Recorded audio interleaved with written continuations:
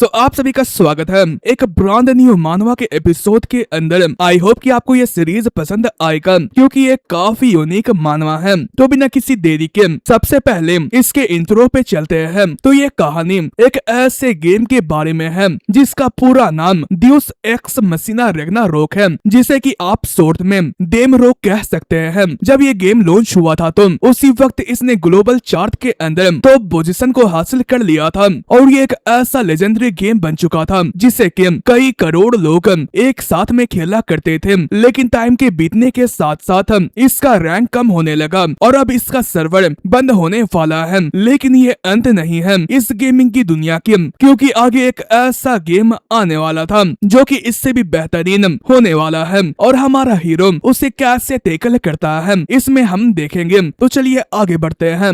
वहीं पर इसी के साथ ही कहानी की शुरुआत होती है और हमें गेम के सर्वर एंड होने वाले दिन के गेम के अंदर का सीन दिखाया जाता है, जहां पर 4 लोग गेम के अंदर एक साथ मौजूद थे। उन्हें ये इन्फॉर्म किया जाता है कि हेलो, जो ये ड्यूस एक्स मशीना रैग्नारोक है उसका जो सर्विस है वो आधे घंटे के अंदर अंत हो जाएगा। वहीं पर ये देखकर इस डेमरोक गेम का जो रैंक 1 का बंदा था जिसका नाम काइसर है उसे दिखाया जाता है। इसके बाद हमें डेमरोक रैंक 5 के पर्पल फ्लेवर को दिखाया जाता है। इसके बाद हमें डेमरोक रैंक 4 के स्वर्ड एम्परर को दिखाया जाता है। इसके बाद लास्ट में हमें डेमरोक रैंक 3 के कुक्कू द कुक्कू को दिखाया जाता है। वहीं पर स्टार्टिंग में पर्पल फ्लेवर ये कहता है कि मैं हमेशा इस गेम को सड़ जाने के लिए कहा करता था और मैं ये कहा करता था कि ये बर्बाद हो जाए, लेकिन अब ये सच में बंद हो रहा है। स्वर्ड एम्परर ये कहता है कि मुझे भी सेम फील हो रहा है। भले जो ये गेम था वो काफी ज्यादा लक बेस्ड गेम था, लेकिन फिर भी इसे खेलने में काफी मजा आता था। मुझे यह समझ में नहीं आ रहा है कि आखिर ये फेल क्यों हो गया। तभी कुक्कुक द कुक्कुक ये कहता है कि यहाँ पर ड्रैगन्स को मारने के बाद तुम्हारे ऊपर पत्थर गिरता है। तुम्हें ये सरप्राइज हो कि आखिर ये इतने लंबे टाइम तक टिक कैसे गया। यह सुनकर स्वर्ड एम्परर गुस्सा होते हुए ये कहता है कि क्या तुम्हें इस तरीके से हमारा मूड ऑफ करना था। कुक्कुक द कुक्कुक ये कहता है कि क्या मैंने कुछ गलत कहा। इस पर स्वर्ड एम्परर गुस्सा होते हुए ये कहता है कि मुझे यह लगा था कि तुम्हारा मास्क ही घटिया है, लेकिन तुम्हारी सोच भी काफी घटिया है। यह सुनकर कुक्कुक द कुक्कुक गुस्सा होते हुए यह कहता है कि क्या तुम मुझसे फाइट करना चाहते हो। स्वर्ड एम्परर ये कहता है कि तुम्हें यहाँ पर फाइट के बारे में कुछ पता ही नहीं है। तभी आखिर में काइसर ये कहता है कि लेकिन फिर भी ये काफी ज्यादा डिसअपॉइंटिंग है। इस पर पर्पल फ्लेवर ये कहता है कि और हो भी क्यों ना, तुमने सबसे ज्यादा इस गेम को स्टडी किया था तो ये नेचुरल सी बात है कि तुम ऐसा फील करो चाहे जो कुछ भी हो। मैंने तुम्हें फाइट करते हुए देखा है, मुझे हमेशा तुम्हारा जो गोद टायर का गेम प्ले था वो काफी मजा लगता था। तभी कुक्कुक द कुक्कुक ये कहता है कि तुम्हारा जो इस गेम के अंदर लक था वो सबसे ज्यादा घटिया था। तभी पर्पल फ्लेवर ये कहता है कि लेकिन फिर भी तुम जैसे इंसान जिसके पास एक भी लेजेंडरी स्किल नहीं था वो रैंक 1 पर है। अगर इस बंदे के पास हमारे जितना लक होता तो ये हमारे साथ नहीं बैठा होता। तभी कुक्कुक डक आगे ये बताता है कि क्या तुम लोगों को वो बात याद है जब इसका जो 10 इंचेंटमेंट था वो एक ही बार में फेल हो गया था, तो वो चिल्लाते हुए कह रहा था कि जो ये दुनिया है वो मुझे तबाह करने में लगी हुई है और लोगों ने ये देखकर काफी मौज मस्ती किया था। पर्पल फ्लेवर आगे ये कहता है कि अगर तुम इसके बारे में सोचो तो वो हम लोग में से काफी ज्यादा वर्ड्स थे। वहीं पर वो लोग इन सारे गेम्स की यादों को याद करते हुए काफी हंसी मजाक कर रहे थे। तभी स्वर्ड एम्परर आगे ये कहता है कि यह बंदा सच में वही है जिसका हम लोगों में से सबसे ज्यादा बकवास लक है। तभी उन्हें ये नोटिफिकेशन मिलता है कि जैसे कि टाइम डिसाइड किया गया था अभी से और आज से जो इस गेम का सर्विस है वो बंद होता है। आप लोग का शुक्रिया आदम आखिर तक हमारे साथ में रहने के लिए। वहीं पर इसी के साथ ही ये लोग इस गेम से टेलीपोर्ट होना चालू कर जाते हैं। पहले पर्पल फ्लेवर ये कहता है कि तुम लोगों ने काफी ज्यादा मेहनत किया था। स्वर्ड एम्परर ये कहता है कि तो आखिर में यही हमारा अंत था। कुक्कुक द कुक्कुक ये कहता है कि चलो दोबारा मिलते हैं नेक्स्ट गो टायर गेम के अंदर। वहीं पर वो तीनों लोग चले जाते हैं, लेकिन काइसर अभी भी रुका हुआ था और वो अंत में यहाँ पर से जाता है। वहीं पर इसी के साथ ही गेम रोक गेम के अंत हुए 2 साल पास हो जाते हैं। वहीं पर इसी के साथ ही हमें एक बस का सीन दिखाया जाता है जहाँ पर 2 क्लास बच्चे बैठे हुए थे और उनके साइड पर एक आर्मी ऑफिसर बैठा हुआ था। वहीं पर एक बच्चा अपने साथी से ये कहता है कि जो इसका कंट्रोल है वो तो काफी इंसेन है। मैं तुमसे ये कह रहा हूँ ना कि तुम ये देखो उसने अकेले ही डीमन लॉर्ड को हरा दिया। वहीं पर ये सुनकर दूसरा बच्चा ये कहता है कि सारे रैंकर्स में से जो मियोल सल है, जो कि एग्जीक्यूशन गिल्ड से बिलोंग करता है, वो सबसे ज्यादा बेहतरीन है। वहीं पर ये सुनकर पहले वाला बंदा ये कहता है कि भले जो गिल्ड से वो काफी ग्रेट है, लेकिन मैं एम्प्रेस को काफी प्यार करता हूँ। वो एक अकेले भेड़िए की तरह मूव करते हुए काफी ओरा इकट्ठा करती है। यहाँ पर शायद से कोई भी ऐसे प्लेयर मौजूद नहीं है जो कि इन दोनों को हरा सकते हैं। इस पर दूसरा बच्चा ये कहता है कि एक तो है, पहला ये पूछता है कि कौन, दूसरा ये कहता है कि ये देम रोक के दिनों की बात है जहाँ पर एक रैंक 1 का बंदा मौजूद था जिसका नाम काइसर था। यह सुनकर पहले वाला ये कहता है कि हाँ, उस समय एक काइसर नाम का शख्स मौजूद था ना। दूसरा बच्चा ये कहता है कि लेकिन शटडाउन के बाद वो गायब हो गया, इसलिए किसी को भी यह पता नहीं है कि आखिर वो क्या कर रहा है। वहीं पर उनकी बातों को सुनकर उनके बगल में बैठा हुआ आर्मी ऑफिसर काफी मुस्कुरा रहा था और वो अपने मन के अंदर ये बताता है कि यहाँ पर देम रोक को बंद हुए 2 साल से ज्यादा हो चुके हैं और अभी के वक्त पर जो सबसे ज्यादा होटेस्ट गेम है वो देम रोक का सीक्वल है जिसका नाम गॉड ऑफ सेवियर है, जिसे कि GOS के नाम से भी जाना जाता है। और जबकि पहले से काफी ज्यादा यूजर्स इस दुनिया के अंदर मौजूद है, तो उनके अंदर काफी सारे रेसेस और काफी सारे क्लासेस को भी ऐड किया गया है। एक ऐसी दुनिया जहाँ पर लिमिटलेस फ्रीडम मौजूद है। वहीं पर वो अपने मन के अंदर ये कहता है कि गॉड ऑफ सेवियर तो मेरा इंतजार करो, क्योंकि जो रैंकर है वो वापस आ चुका है। वहीं पर मैं इसके बारे में बताया जाता है, इसका नाम कांग दो योन है और यही पिछले गेम का काइसर था। ये अभी के वक्त पर मिलिट्री सार्जेंट से डिस्चार्ज होकर अपने घर जा रहा है। वहीं पर वो जैसे अपने घर जाता है तो वो अपनी सिस्टर से चिल्लाते हुए ये पूछता है कि आखिर जो कैप्सूल है वो कहाँ पर है। उसकी सिस्टर उससे ये कहती है कि ओपा आप वापस आ चुके हैं, लेकिन काइसर अपने माँ और अपने सिस्टर को इग्नोर करता हुआ कैप्सूल के बारे में पूछता है। उसकी माँ ये बताती है कि तुम घर आते के साथ ही कैप्सूल के बारे में सोच रहे हो, लेकिन बचपन में तुम तो हमेशा मुझे खोजा करते थे। लेकिन वो अपनी मॉम और सिस्टर की बातों को इग्नोर करता हुआ अपने कमरे के अंदर जाता है और वो अपने सामने कैप्सूल को देखकर काफी खुश हो जाता है। वो अपने मन के अंदर ये कहता है कि मैं हमेशा रात को इसी के सपने देखा करता था, एक VR कैप्सूल। वहीं पर वो उससे चिपकते हुए अपने मन के अंदर ये कहता है कि यहाँ पर 1.5 साल हो गए इस कैप्सूल का इंतजार करते हुए और इसे देखकर मुझे ऐसा फील हो रहा है कि मैंने सब कुछ पा लिया है। वहीं पर वो कहते के साथ ही अपने कैप्सूल के अंदर जाता है और वो ये कहता है कि भले ये सेकेंड हैंड है,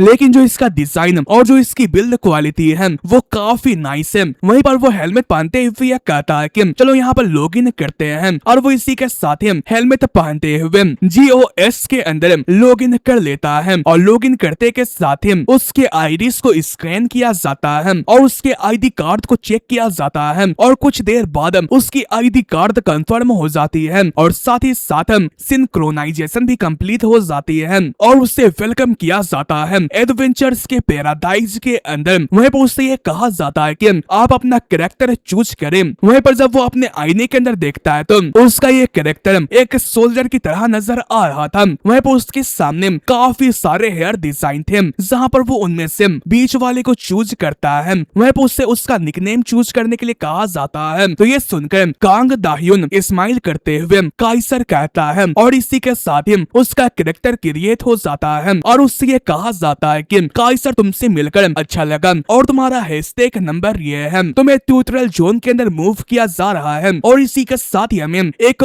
आग में लिपटी हुई कैसल का सीन दिखाया जाता है। काइसर को यह बताया जाता है कि ये काफी हॉरिफिक बैटल फील्ड है और ये जगह का नाम एरन कैसल है जो कि पास में बिलोंग करता था। वहीं पर इतने तगड़े ग्राफिक्स को देखकर काइसर अपने मन के अंदर ये कहता है कि तो यही है वर्चुअल रियलिटी गेम। तभी उसके सामने काफी सारे वेपन्स के स्लॉट आ जाते हैं और उसे वेपन को चूज करने को कहा जाता है। वहीं पर जो काइसर होता है वो अपने वेपन के तौर पर स्वर्ड को चूज करता है, क्योंकि वो देम रोक के अंदर स्वर्ड का ही इस्तेमाल करा करता था। वहीं पर स्वर्ड को चूज करते के साथ ही एक नाइट भागा भागा उसके पास आता है और वो उससे यह कहता है कि आखिर तुम यहाँ पर कर क्या रहे हो। वहीं पर इस नाइट के बारे में बताया जाता है, ये नाइट कमांडर चार्ली है। वहीं पर वो काइसर के हाथ को पकड़कर यहाँ पर से ले जाते हुए कहता है कि जल्दी करो, जो बाकी के मर्सनरीज हैं उन्होंने बैटल को ऑलरेडी ज्वाइन कर लिया है। वहीं पर इसी के साथ ही कमांडर चार्ली के साथ काइसर की पार्टी बन जाती है। वहीं पर जो कमांडर होता है वो कैसल के अंदर काइसर को लेकर जाता है। वहीं पर सामने की तरफ जितने भी मर्सनरीज आए हुए थे वो सारे के सारे मारे जा चुके थे। वहीं पर ये देखकर नाइट कमांडर चार्ली ये कहता है कि जिन लोगों ने भी हमारे ऊपर हमला किया है शायद से उन लोगों ने मॉन्स्टर से हाथ मिला लिया होगा। अगर जो र्यूमर से वो सच है तो उन्होंने सच में मॉन्स्टर से हाथ मिलाया है। अगर हम लोग अंदर जाके उन्हें नहीं रोकते हैं तो जो वो चीज है वो यहाँ पर उतर आएगा। वहीं पर वो आगे के रास्ते को खोलते हुए ये कहता है कि जल्दी करो, अगर हम लोग अभी यहाँ पर से चलते हैं तो हम लोग बिना किसी देरी के वहाँ पर पहुंच जाएंगे। वहीं पर जैसे ये लोग अंदर की तरफ जाते हैं तो उनके ऊपर तीरों से हमला होता है और ये तीर किसी इंसान ने नहीं मारी होती है बल्कि कुछ हाइनाज से दिखने वाले ह्यूमनॉइड मॉन्स्टर्स ने मारी होती है और उनकी संख्या काफी ज्यादा होती है, जो कि देखकर नाइट कमांडर चार्ली परेशान होते हुए काइसर से यह कहता है कि वो लोग यहाँ तक आ चुके हैं, मैं रास्ते को खोलता हूँ। वो इतना कहता ही है कि तभी काइसर काफी तेजी से अपने स्वॉर्ड को लेकर उनकी तरफ बढ़ जाता है। वहीं पर ये देखकर जो ये मॉन्स्टर होता है वो अपने हथियार से काइसर के ऊपर अटैक करने वाला था। वहीं पर ये देखकर नाइट कमांडर चार्ली काइसर को संभालने के लिए कहता है, लेकिन जो काइसर होता है काफी इजीली उस मॉन्स्टर के अटैक को डॉज कर लेता है। वहीं पर ये देखकर ये मॉन्स्टर काफी हैरान हो जाता है। तभी जो काइसर होता है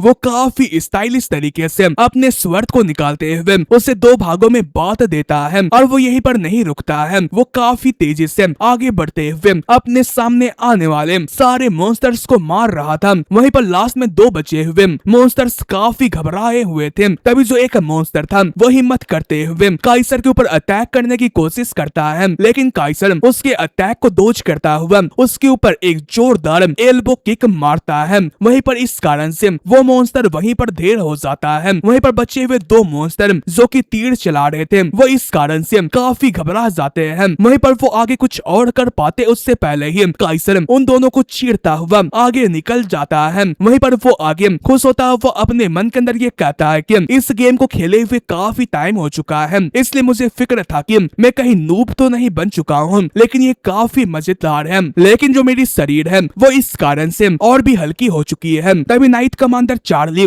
काइसर के पास आकर उससे यह कहता है कि मुझे यकीन नहीं हो रहा है कि तुमने अकेले इन 5 मॉन्स्टर्स को हरा दिया। वहीं पर सिस्टम से हमें यह पता चलता है कि जो नाइट कमांडर चार्ली है वो काइसर के स्किल की वजह से काफी इम्प्रेस्ड हो चुका है और जो चार्ली की फेवरेबिलिटी है वो काइसर के खिलाफ काफी बढ़ चुकी है। वहीं पर ये देखकर वहीं पर काइसर अपने मन के अंदर ये कहता है कि ये स्किल डेमरोक के अंदर भी मौजूद थी, लेकिन इतने से ही इतना बढ़ जाना, क्या जो यहाँ का स्टैंडर्ड है वो इतना ज्यादा लो है। एक सेकेंड आगे बढ़ने से पहले मैं आपसे कुछ कहना चाहता हूँ। मैंने फिलहाल में ही अपना एक गेमिंग चैनल बनाया है जिसमें मैं AAA टाइटल्स वाली गेम्स खेलता हूँ और उनकी स्टोरी हिंदी में समझाता हूँ। अगर आपको AAA टाइटल्स वाली गेम्स देखना पसंद है तो आपको मेरे गेमिंग चैनल का लिंक डिस्क्रिप्शन या कमेंट सेक्शन के टॉप पर मिल जाएगा, उसे जाकर सब्सक्राइब कर दीजिएगा। और मैं ये होप करूंगा कि मैं जो भी गलतियाँ कर रहा हूँ आप उससे पॉइंट आउट करके मुझे बताएंगे ताकि मैं इम्प्रूव कर सकूं। तो चलिए वीडियो पर बढ़ते हैं।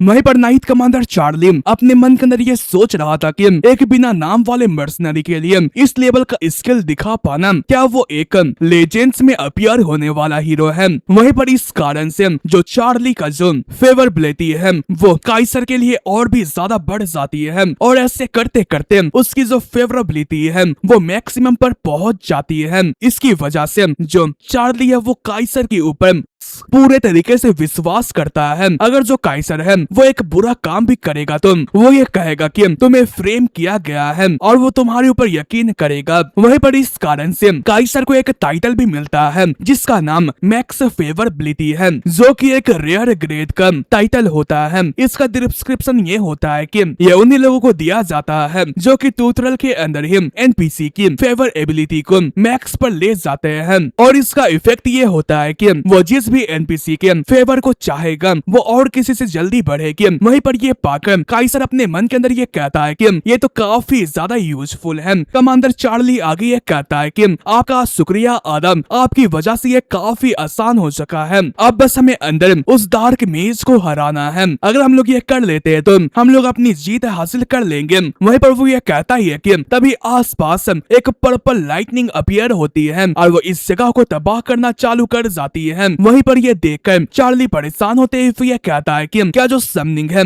वो चालू हो चुकी है। वहीं पर इसी के साथ ही जो ये लाइटनिंग होती है वो दीवारों के अंदर होल्स क्रिएट कर देती है, जिसके अंदर से मॉन्स्टर्स अपीयर होना चालू कर जाते हैं। वहीं पर ये देखकर चार्ली काइसर से यह कहता है कि मैं यहाँ पर संभाल लूंगा, आप जाइए और समनर को रोकिए। वहीं पर वो अपने पावर को रिलीज करते हुए यह कहता है कि अगर आप अंदर जाएंगे तो मैं आपके ऊपर पूरे तरीके से यकीन कर सकता हूँ। प्लीज हीरो, आप अपने ब्लेसिंग को हमारे एरेन कैसल के ऊपर गिराएं। और वो यह कहकर उन मॉन्स्टर्स का सामना करने के लिए चला जाता है। वहीं पर ये देखकर काइसर हैरान होते हुए अपने मन के अंदर ये कहता है कि क्या मैं अंदर जाने वाला हूँ। मुझे पूरा यकीन है कि मैंने ट्यूटोरियल गाइड के अंदर ये देखा है कि जो चार्ली है वो पहले अंदर जाता है। मुझे ये पता है कि इस गेम के अंदर प्लेयर के एक्शन के हिसाब से जो गेम होता है वो कुछ चीजें चेंज करती है, लेकिन यहाँ पर तो काफी सारी चीजें चेंज हो चुकी है। वहीं पर वो काफी बड़े से दरवाजे के पास जाता है। वहीं पर उसे यह बताया जाता है कि यहाँ पर सिर्फ एक टाइम के अंदर एक ही बंदा जा सकता है।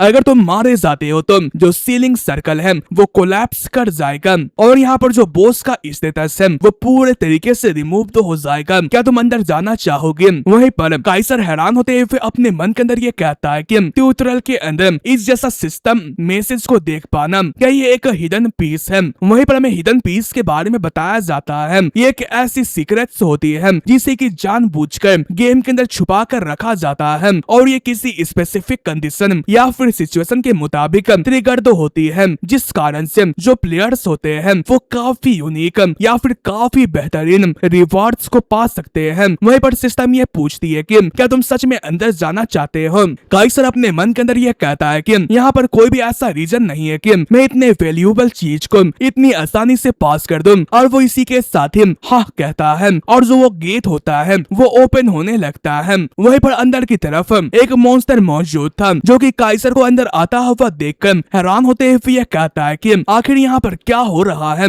मैंने तुम्हें समन किया था तो तुम मेरी बात को मानो। वहीं पर इसी के साथ ही हमें सामने का सीन दिखाया जाता है जहाँ पर एक काफी बड़ा सा ड्रैगन मौजूद था जिसने कि अपने ही समन किए हुए मॉन्स्टर को खा लिया था। वहीं पर इसी के साथ ही हमें इस ड्रैगन के बारे में बताया जाता है ये एक डिमोनिक ड्रैगन है जिसका नाम बाउंड आयरन ब्लडेड है। वहीं पर हमें इसके बारे में पूरे तरीके से जानकारी बताई जाती है। इसका टाइटल लेजेंडरी नेम्ड बॉस है और इसका डेंजर लेवल रिवील नहीं हुआ किया होता है। वहीं पर ये ड्रैकोनिक टाइप का मॉन्स्टर है और जो इसकी थ्रेट है वो अभी के वक्त पर सील्ड है और जो इसका डिस्क्रिप्शन है वो ये है कि ये एक ऐसा अबिसल डिमोनिक ड्रैगन है जिसका नाम आयरन ब्लड है। अभी के वक्त पर जो इसकी सारी की सारी एबिलिटीज है उसे सील्ड किया गया है और जो इसकी फिजिकल मूवमेंट है उसे भी रिस्ट्रिक्टेड किया गया है। वहीं पर उसे देखकर काइसर काफी हैरान हो जाता है और वो अपने मन के अंदर ये कहता है कि ये तो एक लेजेंडरी टाइप का मॉन्स्टर है। वहीं पर वो इसी के साथ ही इसके अंदर रैंकिंग के बारे में बताया जाता है। पहली रैंक यहाँ पर कॉमन होती है और दूसरी रेयर होती है और तीसरी हीरो होती है और चौथी लेजेंडरी होती है। यही चारों सिस्टम को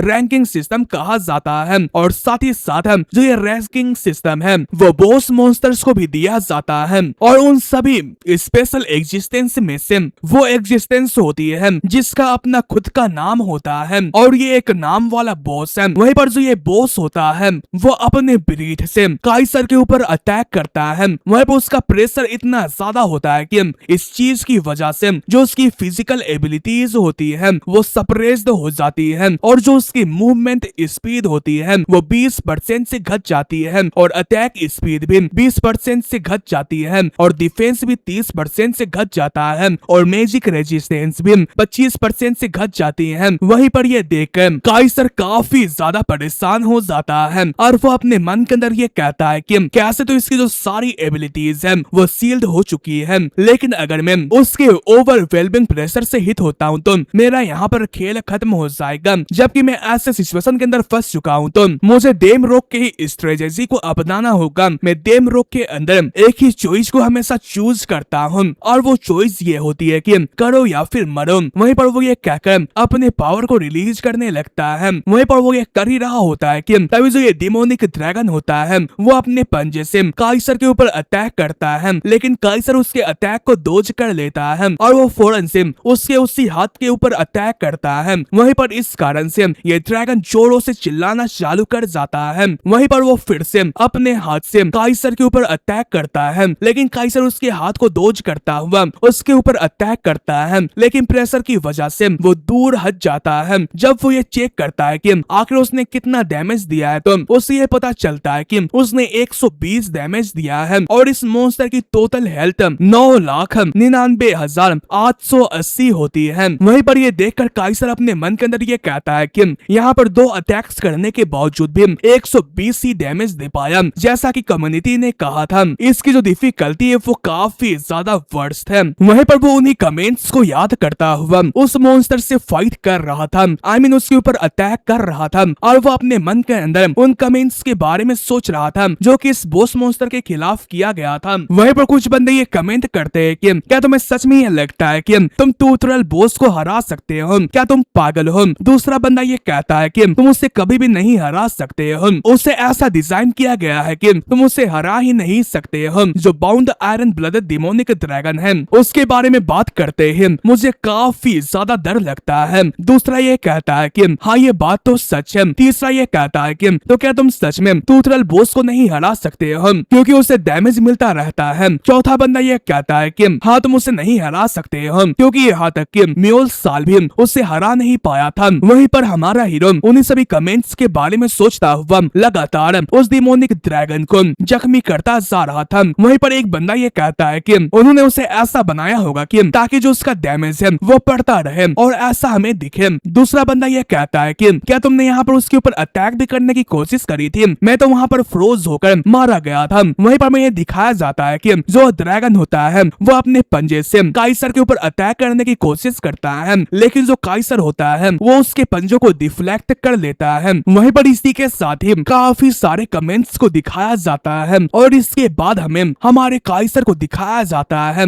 जो कि फाइनली लगातार उसके ऊपर हमला करते हुए उस ड्रैगन को फाइनली हरा देता है। और उसे ये बताया जाता है कि तुमने the bound iron blooded demonic dragon को हरा दिया है। तुम वो पहले इंसान हो जिसने कि एक लेजेंडरी ग्रेड के नाम वाले बॉस ट्यूटोरियल को हरा दिया है। तुमने एक लेजेंडरी रैंक्ड गेम बॉस को अकेले हराया है और जो ये अचीवमेंट है वो तुम्हारे बुक ऑफ एडवेंचर के अंदर रिकॉर्ड होगा और रिवार्ड के तौर पर। वहीं पर मैं रिवार्ड के बारे में नहीं बताया जाता है। काइसर आगे अपने मन के अंदर ये सोचता है कि सीरियसली आखिर ये कितना डिस्गस्टिंग क्रिएचर था। चाहे जो कुछ भी हो मैंने पहला इसे मारा है। अगर ऐसी बात है तो उन लोगों ने भी कोशिश करी होगी तो वो उसे हरा नहीं पाए होंगे। वहीं पर वो अपने पुराने साथियों के बारे में सोच रहा था जहाँ पर वो ये अंदाजा लगाता है कि कुक द कुक गुस्सा होते हुए ये कह रहा होगा कि आखिर हम लोग इसे कैसे क्लियर करेंगे, और पर्पल फ्लेवर हंसते हुए ये कह रहा होगा कि आखिर क्या घटिया गेम है और यहाँ पर स्वर्ड एम्परर अपना मस्त शांत में होगा। वहीं पर काइसर स्माइल करते हुए ये कहता है कि मैं ये सोच रहा हूँ कि क्या वो इस जगह पर बढ़िया होंगे, तभी उसे इस जगह पर फर्स्ट स्लेयर का टाइटल मिलता है। और साथ ही साथ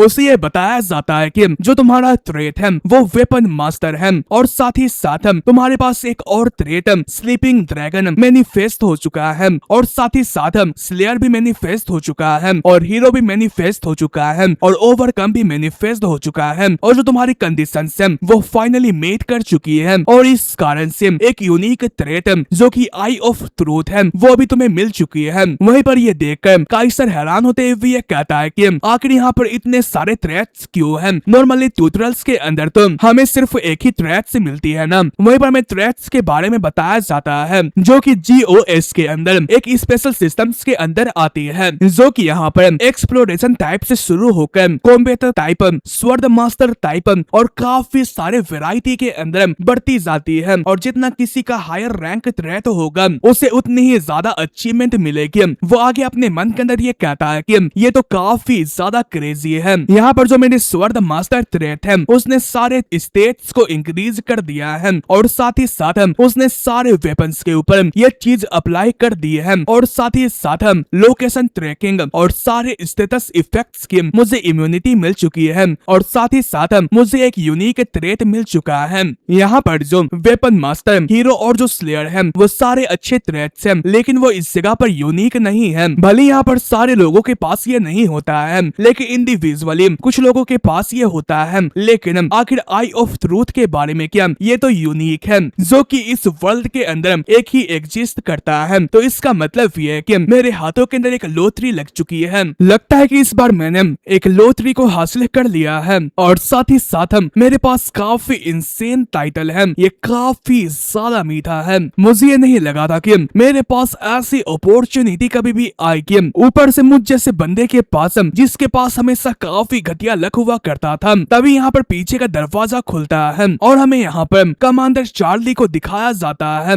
जो कि काइसर को देखकर उसके पास जाता है और वो उससे ये कहता है कि मैंने यहाँ पर मॉन्स्टर की चिल्लाने की आवाज सुनी थी, क्या तुमने उसे मार दिया? काइसर हमें जवाब देता है। वहीं पर ये सुनकर कमांडर चार्ली हैरान होते हुए ये कहता है कि ये सब करने के बावजूद भी तुम्हें बिल्कुल भी चोट नहीं लगी है, आखिर तुम कौन है? वहीं पर काइसर कुछ कहने वाला होता है कि तभी जो कमांडर चार्ली होता है वो उसे रोकते हुए कहता है कि तुम कौन हो और तुम कहां से आए हो, इससे फर्क नहीं पड़ता है। यहाँ पर जो हीरोज होते हैं वो हमेशा मुश्किल के टाइम पर ही इमेज होते हैं, इसलिए आपकी जो ये एग्जिस्टेंस है वो इस दुनिया के अंदर अच्छे काम करने के लिए हुई है। वहीं पर यह सुनकर काइसर के दिमाग से सारी बातें जा रही थी। वहीं पर चार्ली खुश होते हुए कहता है कि मैं चार्ली ये बिलीव करता हूँ कि जो आप हैं वो इस दुनिया के अंदर काफी बेहतरीन रोशनी लाएंगे और ये दुनिया खुशहाल हो जाएगी। वहीं पर वो अपने घुटनों के बल बैठते हुए कहता है कि ओ हीरो, आप प्लीज मुझ जैसे नाइट को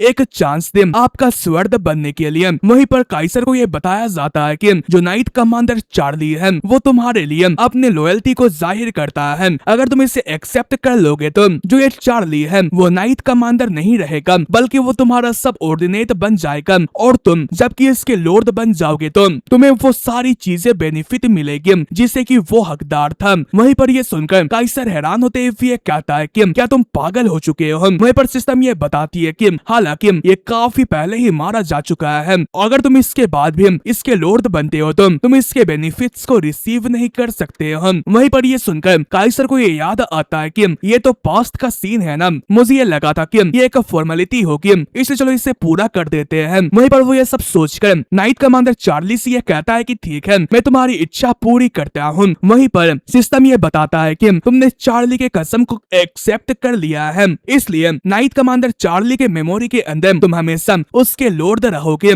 और इसकी वजह से चार्ली के मेमोरी के अंदर जो एरन कैसल के अंदर तबाही हुई थी वो जीत के तौर पर रिकॉर्ड की जाती है, इसलिए वो यहाँ पर आराम से रेस्ट कर सकता है तुम्हारे साथ हम अपने फ्यूचर को देखते हुए। वहीं पर यह सुनकर काइसर अपने मन के अंदर ये कहता है कि आखिर ये लोग क्या बातें कर रहे हैं। तभी जो ये सिस्टम होती है वो उससे ये बताती है कि तुम जल्दी ही पेंथियोन के अंदर वार्प करने वाले हो। वहीं पर इसी के साथ ही एक काफी बड़ा सा टेलीपोर्टेशन गेट यहाँ पर अपीयर होता है। वहीं पर ये देखकर चार्ली काइसर से यह पूछता है कि माय लॉर्ड, हमारी जो अगली डेस्टिनेशन है वो कहाँ पर होने वाली है? इस पर काइसर हंसते हुए कहता है कि जबकि यह दुनिया के अंदर काफी सारी मुश्किलात चल रही है तो हमारी जहाँ पर जरूरत पड़ेगी हम लोग वहाँ पर जाएंगे। वहीं पर यह सुनकर चार्ली काफी खुश हो जाता है और वो आगे कुछ कह पाता उससे पहले ही जो ये वार्प है वो इस्तेमाल होने लगती है और उसे यह बताया जाता है कि 5 सेकंड के अंदर तुम्हें पेंथियोन वार्प कर दिया जाएगा। वहीं पर इसी के साथ ही काउंटडाउन शुरू हो जाती है। तभी जो चार्ली होता है वो अपने पास से एक नेकलेस को निकाल कर काइसर को देते हुए ये कहता है कि माय लॉर्ड, आप इसे एक्सेप्ट कर लें। वहीं पर काइसर इसे लेते हुए कहता है कि आखिर ये क्या चीज है।